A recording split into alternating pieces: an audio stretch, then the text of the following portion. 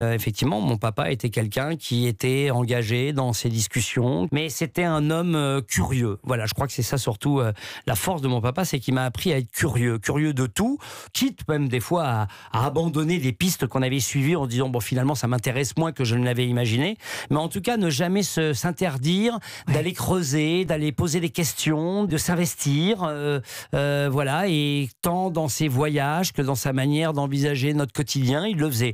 Après, il y avait des moments d'accalmie, il y avait des moments plus pénibles que d'autres. Hein. C'était sa manière de faire aussi. Ma maman aussi, d'ailleurs, avait ça.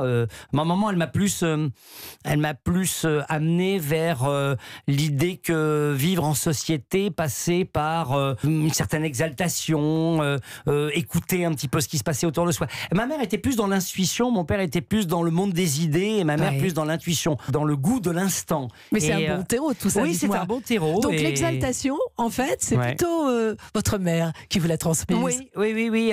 Ma maman avait une sorte d'appétit de l'instant qui était assez forte, alors que mon père avait la curiosité du passé et une certaine gravité vis-à-vis de l'avenir. Mais ma maman était très dans le présent, et en cela, elle était peut-être plus philosophe que mon père, parce que l'idée de la philosophie, c'est s'intéresser au présent. Le passé, on ne peut plus faire grand-chose. Donc elle était là-dedans, ma maman.